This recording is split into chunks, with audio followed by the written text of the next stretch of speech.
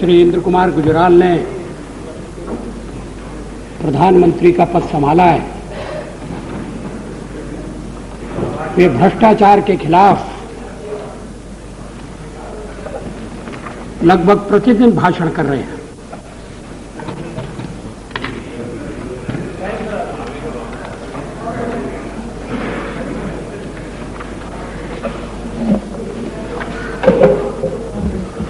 हर भाषण में भ्रष्टाचार का उल्लेख होता है।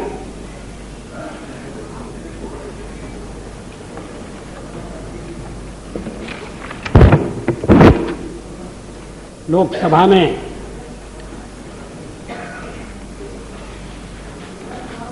बाईस अप्रैल को वाद विवाद में भाग लेते हुए प्रधानमंत्री जी ने जो कुछ कहा, मैं उसमें से कुछ पंक्तियां उद्धृत करना चाहता हूं। एक वादा यह है कि जब तक मैं इस सरकार में सरबराह हूं, तब तक यह सरकार ट्रांसपेरेंट सरकार रहेगी।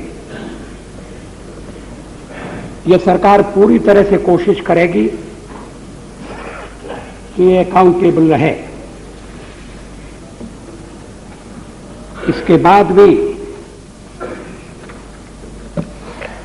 ये भ्रष्टाचार के मुद्दे पर बोलते रहे हैं। उन्होंने ये स्वीकार किया कि भ्रष्टाचार के खिलाफ कुछ कड़ी कार्रवाई की आवश्यकता है। Admitting that corruption has steeped into the veins of the nation, Prime Minister Indra Kumar Gujaral on Sunday said that something drastic needed to be done against those occupying ministerial position and facing corruption charges. Something drastic, कठोर कार्रवाई करना पड़ेगी। स्पष्ट है कि यह कठोर कार्रवाई शासन के स्तर पर होगी। भ्रष्टाचार के खिलाफ जनमत बनाया जाए, इसमें कोई आपत्ति नहीं है। लेकिन अगर हम केवल जनता पर जिम्मेदारी डालकर और शासन के नाते अपने कर्तव्य पालन से चूकेंगे, तो जनता की भागीदारी के लिए भी जो उत्साह जनता में पैदा करने की आवश्यकता है, वो पैदा नहीं होगा। प्रधानमंत्री जी उस बैठक में उपस्थित थे जिसमें देश भर के गण्यमान्य व्यक्ति स्वतंत्रता की 50वीं वर्षगांठ के समारोह की तैयारी के संबंध में एकत्र हुए थे। यह समारोह प्रारंभ होने वाला है। 9 अगस्त को मुंबई से आरंभ होगा। फिर हम 14 अगस्त की रात को 50 साल पहले की स्मृति को ताजा करने की कोशिश करेंगे। लेकिन प्रधानमंत्री ने देखा कि उस दिन भ्रष्टाचार का मुद्दा सारी बैठक के ऊपर छाया रहा। यहां तक कि प्रधानमंत्री को भी भ्रष्टाचार के मुद्दे का अपने प्रारंभिक भाषण में उल्लेख करना पड़ा। उन्होंने कहा कि भ्रष्टाचार के मामले में कुछ करने की जरूरत है। सरकार क्या करना चाहती है, अभी तक इस संबंध में न तो सदन को विश्वास में लिया गया है और न देश के सामने कोई ठोस योजना रखी गई है। अभी हाल के एक भाषण में उन्होंने स्वीकार किया है कि भ्रष्टाचार विकास के मार्ग में भी बाधा पैदा कर रहा है। जनता की गाढ़ी कमाई का पैसा अगर घोटालों में उड़ाया जाएगा और घोटालों का घटाटोप कुछ प्रदेशों में खड़ा होगा, तो फिर विकास के लिए धन कहां से आएगा, साधन कहां से आएंगे। उससे भी बढ़कर देश के निर्माण में लोगों को जुटाने के लिए जो मन में उत्साह चाहिए, वो उत्साह भी कैसे पैदा होगा? नेता अगर लूट में फंसे रहें और किसान, मजदूर, कर्मचारी से कहा जाए कि वो अपने कर्तव्य का ठीक तरह से पालन करे, मेहनत करे, तो इसका कोई असर नहीं होगा। अध्यक्ष महोदय, कैसे दुर्भाग्य की बात है कि पिछले 50 सालों में हमने भ्रष्टाचार के मामले में जो परंपराएं डाली थी, जो एक विरासत हमें उत्तराधिकार में मिली थी, आज उसको चुनौती दी जा रही है। वो विरासत ये थी कि अगर सत्ता में बैठे हुए किसी राजनेता के खिलाफ भ्रष्टाचार के आरोप लगे और उन आरोपों को प्रथम दृष्टि में साधार माना जाए, आगे जांच करना आवश्यक हो, तो फिर ऐसे व्यक्ति के लिए उसका मामला अदालत में भेजने के साथ साथ उस व्यक्ति को अपने ऊंचे पद से हट जाना चाहिए, स्वेच्छा से त्याग पत्र दे देना चाहिए। टीटी कृष्णमाचारी से लेकर और अभी हवाला कांड तक इस परंपरा का पालन हुआ। हवाला कांड में भी जिन मित्रों के बारे में लिप्त हैं, ये आरोप लगाए गए थे, वो अपने पद से हट गए।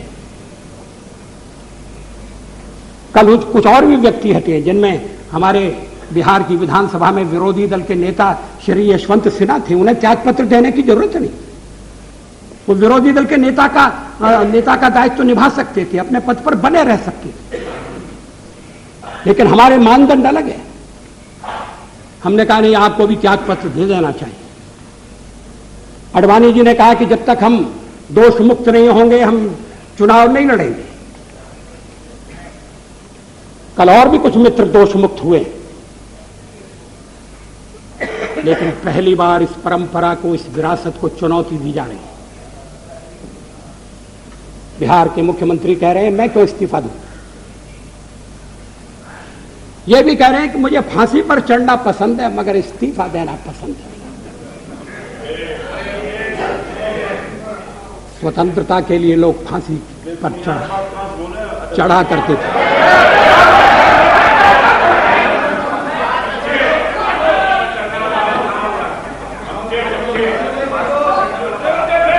फांसी पर बढ़ने के बाद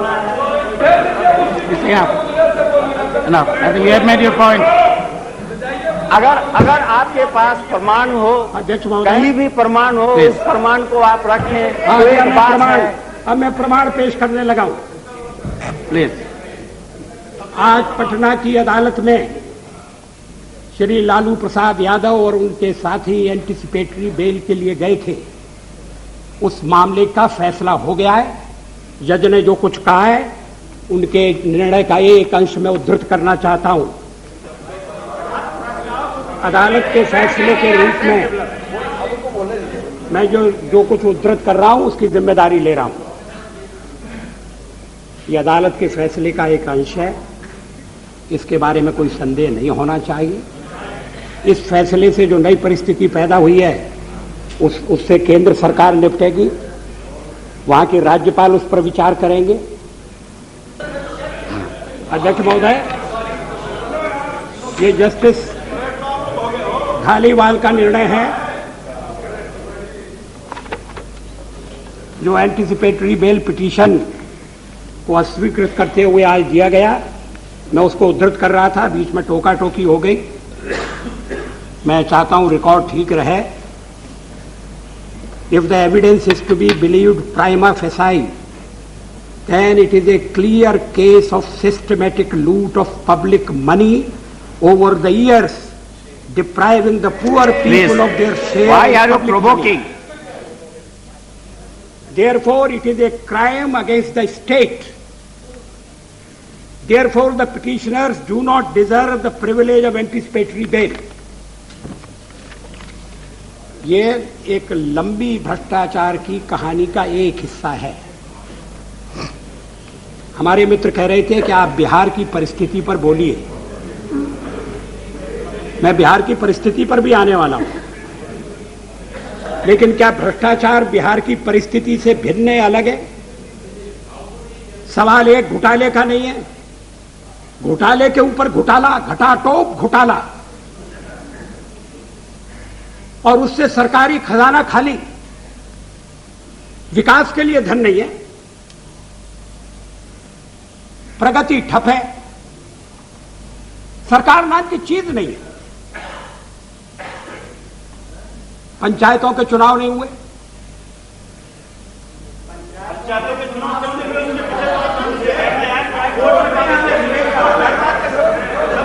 अध्यक्ष महोदय,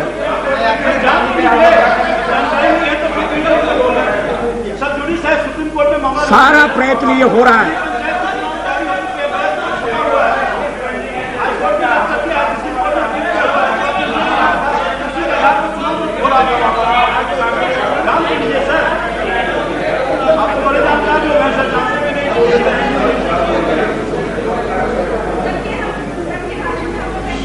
अध्यक्ष महोदय,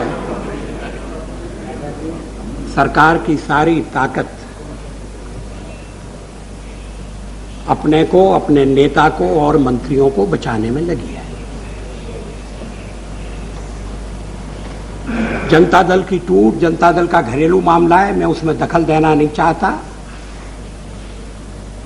लेकिन संसदीय लोकतंत्र में दलीय पद्धति को मजबूत करना भी बहुत जरूरी है। लेकिन अगर दल में मेरी बात नहीं मानी जाएगी तो मैं दल तोड़ दूंगा, विधानमंडल को पंगु कर दूंगा, प्रतिपक्ष के सदस्यों को या तो निलंबित कर दिया जाएगा या मार पीट कर भगा दिया जाएगा, संदिग्ध चरित्र के लोग विधानमंडल के परिसर में लाए जाएंगे। इस स्थिति में क्या कोई भ्रष्टाचार के मामले में चलने वाला मुकदमा निष्पक्ष रूप से चल सकता है? बिहार के 3 विधायक जेल में, बेऊर जेल में, और वहां से वो भ्रष्टाचार के मामलों से संबंधित गवाहों को बदलने की कोशिश कर रहे हैं, सीबीआई को प्रभावित करने का प्रयास कर रहे हैं। सीबीआई तो केंद्र से संबंधित है, जांच एजेंसी है, अब तो शिकायत भी नहीं होना चाहिए, उसके डायरेक्टर बदल दिए गए हैं। पहले कभी ऐसा नहीं हुआ कि जिस पर आरोप लगाए गए हैं वो ये शिकायत करे कि सीबीआई ने मेरे खिलाफ षड्यंत्र किया है। क्या इस आरोप का कोई प्रमाण दिया गया? ऐसा कभी नहीं हुआ कि सीबीआई सब कर रही है, आपके हाथ में आ रहा है सब मामला, ये भी पहले कभी ऐसा नहीं हुआ। अध्यक्ष महोदय, इतना ही नहीं, ये कहा जा रहा है कि संविधान में ये कहां लिखा है कि जिसके ऊपर आरोप, जो आरोप पत्रित हो गया है वो इस्तीफा दे दे, ये कहां लिखा है? तो क्या संविधान में ये लिखा है कि मुख्यमंत्री को लूट की छूट होगी? हर बात संविधान में नहीं लिखी जाती। अनेक देश ऐसे हैं जहां लिखित संविधान नहीं है। देश चलता है परंपरा से, मूल्यों से, आदर्शों से, और आज भ्रष्टाचार का एक मामला नहीं है, एक व्यक्ति का सवाल नहीं है, एक प्रदेश की भी चिंता नहीं है। आज गणतंत्र के लिए खतरा पैदा हो गया है। अगर राज सत्ता मुट्ठी भर अपराधियों के हाथ में केंद्रित हो जाएगी, एक एक करके लोकतंत्र की संस्थाएं पंगु बना दी जाएंगी, अप्रभावी बना दी जाएंगी, जो खिलाफ खड़ा होगा उसकी हत्या का षड्यंत्र रचा जाएगा, गवाह मिलेंगे नहीं मुकदमे के लिए। कि एग्जीक्यूटिव अगर अपने कर्तव्य का पालन नहीं करेगी तो फिर न्यायपालिका का दरवाजा खटखटाने के अलावा नागरिकों के पास और कोई रास्ता नहीं रहेगा। होना तो ये चाहिए कि एग्जीक्यूटिव अपने कर्तव्य क्षेत्र के अंतर्गत अपने कर्तव्य का पालन करे और न्यायपालिका अपने अधिकार क्षेत्र तक सीमित रहे। लेकिन अगर मामले लटकाए जाएंगे, ये चारा घोटाला लीजिए, 1.5 साल से चल रहा है, लगातार चल रहा है। प्रक्रिया जटिल है, विलंब होते हैं, भ्रष्टाचार के मामले कब तक चलेंगे? अगर तो जो जिन पर आरोप लगते हैं उनके साथ भी अगर न्याय करना है तो उसका तकाजा यह है कि जल्दी से सुनवाई होना चाहिए, तुरंत फैसले होना चाहिए। और इसके लिए अगर प्रक्रिया में सुधार करने की जरूरत है, प्रधानमंत्री प्रस्ताव लेकर आए और सदन उनका समर्थन करेगा।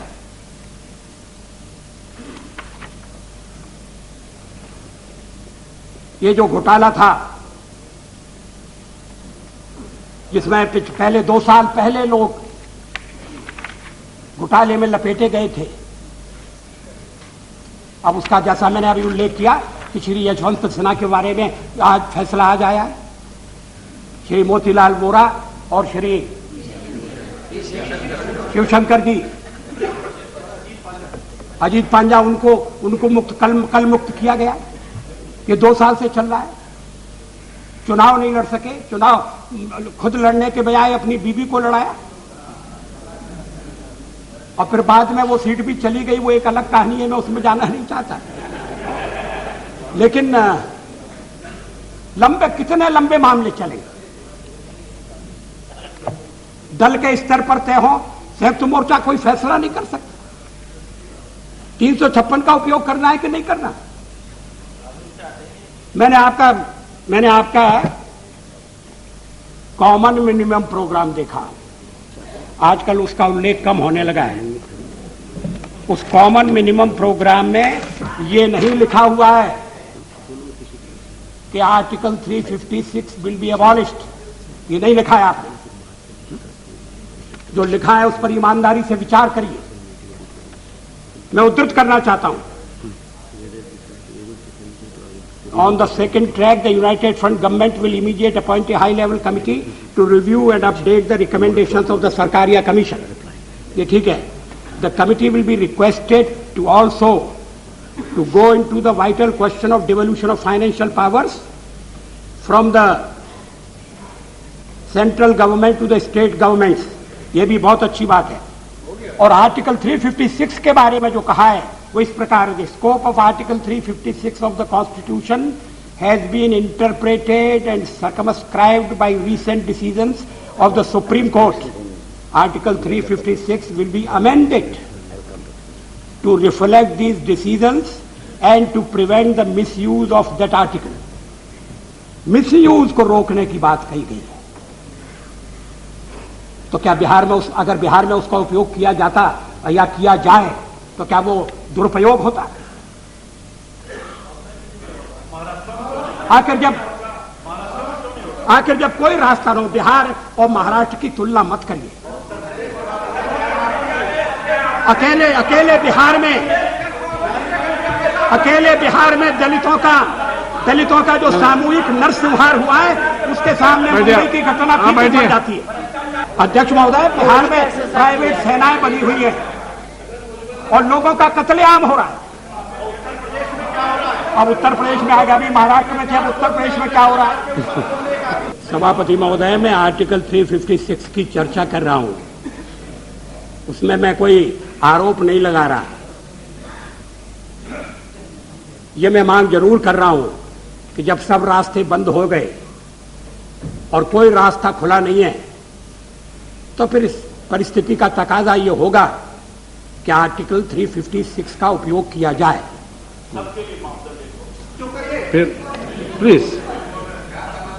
यूनाइटेड फ्रंट ने भी आर्टिकल 356 को खत्म करने की बात नहीं कही है. ठीक है, इंटर स्टेट काउंसिल बनी है, वो विचार कर रही है और उसका दुरुपयोग रोका जाए, इसका प्रबंध करना जरूरी है. लेकिन अब जैसे बिहार की स्थिति हो गई है, वहां लोकतांत्रिक संस्थाएं चल नहीं रही है, अदालत के सिवा कोई रास्ता नहीं है. एक रास्ता था जिसका अवलंबन नहीं किया जा रहा. और ये सुझाव उस दिन स्वतंत्रता की 50वीं वर्षगांठ के संबंध में आयोजित बैठक में श्री सी सुब्रमण्यम ने रखा था. उन्होंने कहा कि बिहार में राज्यपाल महोदय ने मुख्यमंत्री के विरुद्ध लगाई जाने वाली चार्जशीट को देखा है. मुख्यमंत्री पर जो 4 आरोप लगे हैं और उन पर जब मुकदमा चलाने की मांग हुई तो मुख्यमंत्री पर मुकदमा तब तक नहीं चलाया जा सकता जब तक कि गवर्नर की अनुमति नहीं है। और गवर्नर ने कहा कि आरोप कौन से हैं, चार्जशीट कहां है। 37 दिन तक गवर्नर महोदय उस पर विचार करते रहे। जरूर उन्होंने गहरा अध्ययन किया होगा, विधि शास्त्रियों की राय ली, एडवोकेट जनरल से परामर्श किया और फिर उन्होंने इस बात की इजाजत दी कि ठीक है, प्राइमा फेसी केस है और चार्जशीट लग सकती है। अब इसके बाद क्या गवर्नर महोदय का और कोई कर्तव्य नहीं? क्या उन्होंने ये नहीं सोचा कि चार्जशीट अगर लगा दी जाएगी तो मुख्यमंत्री के पद पर बने रहते हुए किसी व्यक्ति के खिलाफ कहीं भी, और बिहार का, विशेषकर बिहार में साक्ष्य जुटाना एक असंभव काम होगा। 6 के करीब लोग संदेहास्पद स्थितियों में मारे गए। कौन खिलाफ गवाही देगा? कौन सत्य का उद्घाटन करेगा? छोटे मुकदमों में इसलिए कि गवाहों को प्रभावित न कर दें, बेल देने से इनकार कर दिया जाता है। आज बेल देने से इनकार किया, ये अच्छी बात है, लेकिन गवर्नर महोदय ने सोचा नहीं? क्या केंद्र से परामर्श नहीं किया? क्या हमारे गृह मंत्री उनसे बात नहीं करते रहे? जो भी परिस्थिति पैदा होगी उसका सामना करना पड़ेगा। आखिर गवर्नर ने संविधान की शपथ ली है। मुख्यमंत्री और मंत्री श्री सुब्रमण्यम ने इस बात पर बल दिया था कि मुख्यमंत्री और मंत्री गवर्नर का जब तक प्लेजर है तब तक ऑफिस होल्ड कर सकते हैं, और गवर्नर चाहे तो अपना प्लेजर विड्रॉ कर सकता है। गवर्नर त्याग पत्र देने के लिए कह सकता है, अगर उसकी बात न मानी जाए गवर्नर आगे कदम बढ़ा सकता है। इसका भी अवलंबन नहीं किया गया। इसका अवलंबन किया जाता है तो एग्जीक्यूटिव की निर्णय लेने की, कार्रवाई करने की क्षमता दृढ़ होती। अदालत पर छोड़ दिया गया है। खैर मुकदमा चल रहा है, मैं उसमें विस्तार से जाना नहीं चाहता। और अगर पार्टी स्वयं अपने को अनुशासित नहीं करती, जनमत उसको प्रभावित नहीं करता, अगर राज्यपाल भी अपने दायित्व को पूरा नहीं करते, तो फिर आर्टिकल 356 के अलावा मुझे तो और कोई रास्ता दिखाई नहीं देता। लेकिन संयुक्त मोर्चे में मतभेद के कारण एक निर्णय लेना संभव नहीं हो पा रहा। यह सत्ता का खेल नहीं है। इस समय गणतंत्र संकट में है। लोकतंत्र को ऐसी चुनौती कभी नहीं मिली। 50 साल हो गए। जिस तरह से सबको नकारा जा रहा है। अभी रेल मंत्री गए थे, मैंने अखबार में पढ़ा, कहां तक ठीक है मैं नहीं जानता, कि रेल मंत्री की सुरक्षा के लिए रेलवे प्रोटेक्शन फोर्स की जरूरत थी।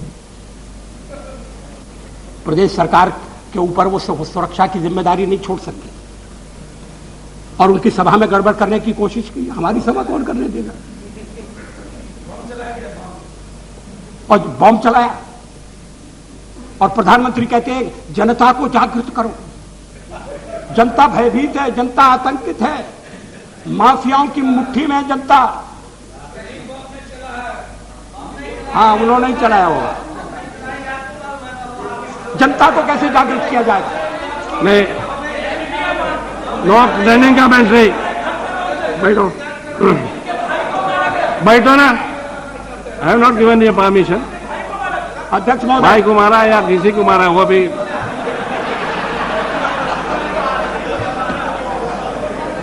अध्यक्ष महोदय, please don't disturb. Let him continue. चर्चा का प्रारंभ हुआ तो हमारे मित्र श्री सोमनाथ चटर्जी ने पूछा था 356 के बारे में क्या है। अगर और कोई रास्ता न हो तो 356 का अवलंबन होना चाहिए, एक बुराई के रूप में होना चाहिए, कम बुराई के रूप में।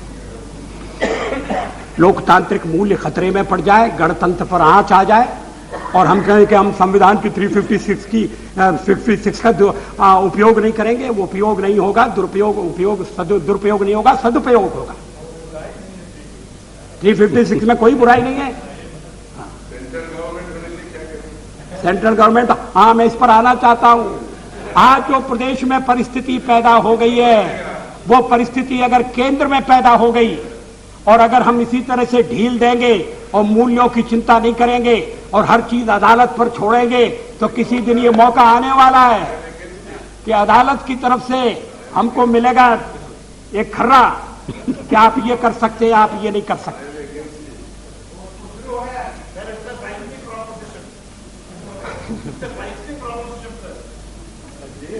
सभापति जी, मुझे आश्चर्य है कि हमारे कांग्रेस के मित्र ये बिहार के बारे में कौन सा दृष्टिकोण रखते हैं, मैं समझना चाहता हूं। खाली समझ के लिए नहीं, वो भाषण करेंगे। पटना में कुछ कहना और यहां कुछ कहना, और कहना कुछ और करना कुछ। अब ये राजनीति मेरी समझ में नहीं आती। वहां विधानसभा में एक दिन लालू प्रसाद की सरकार अल्पमत में रह गई थी, एक दिन नहीं कुछ दिन। जब जनता दल का विभाजन हो गया था, वो अल्पमत में थे, उन्हें चुनौती दी गई थी। एक तो रात में उन्होंने झारखंड से समझौता कर दिया, किस कीमत पर किया मैं नहीं उसमें जाना चाहता। क्या किसी सीमा प्रदेश में अपनी सत्ता खतरे में पड़ने के बाद अगर वहां के मुख्यमंत्री, वहां का सत्तारूढ़ दल किसी राष्ट्र विरोधी तत्व के साथ समझौता करके अपना बहुमत बनाए रखे, तो क्या प्रतिक्रिया हो?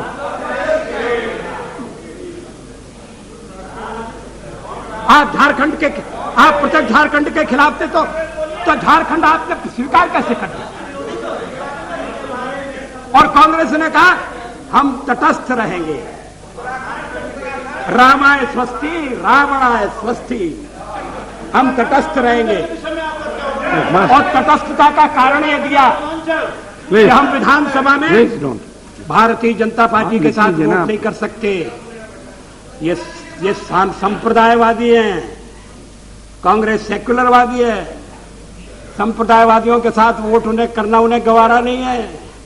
लेकिन जब देवेगौड़ा की सरकार हटाने का सवाल आया था, तो आपने हमारे साथ वोट किया था या नहीं किया था?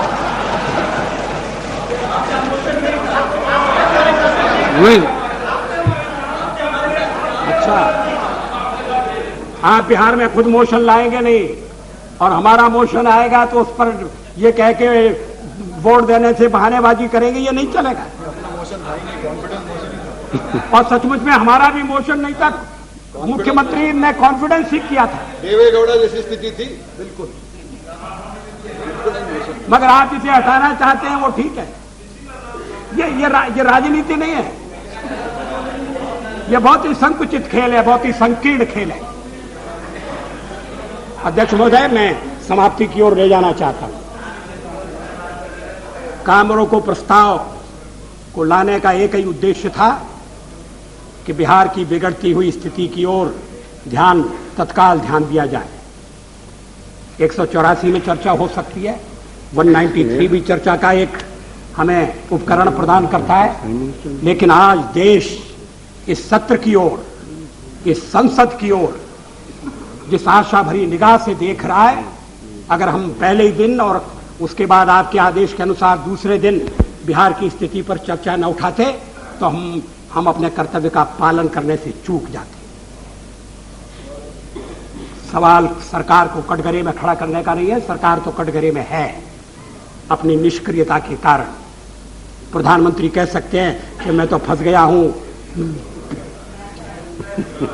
5 पांडव तो 5 ही थे, या तो 15-15 पुंगव विराजमान है।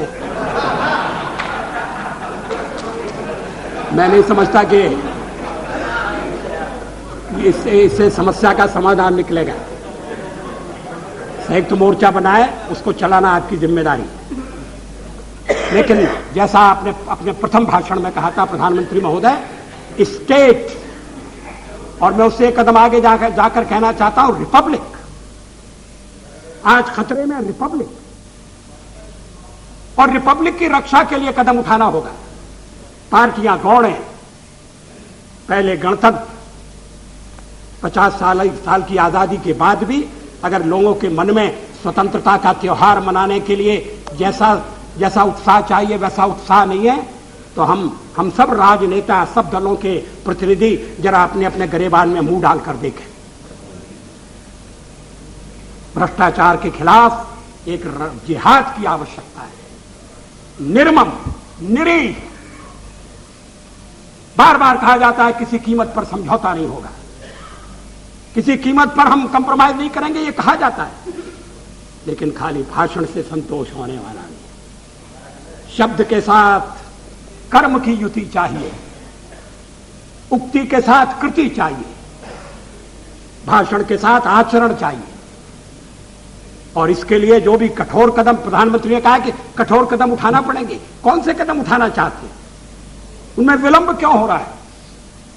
ये सदन का सत्र है, थोड़े दिन चलने वाला है। स्वतंत्रता का त्योहार तो हम मनाएंगे, लेकिन अगर हम भविष्य की चिंता नहीं करेंगे तो ये स्वतंत्रता का त्योहार जिस उत्साह से मनाना चाहिए वो उत्साह हम जनता में पैदा नहीं कर सकते। और इसीलिए एक सारे सदन को झकझोरने के लिए मैं अपना काम रोको प्रस्ताव लाया हूं। आपने मुझे अवसर दिया, बहुत बहुत धन्यवाद।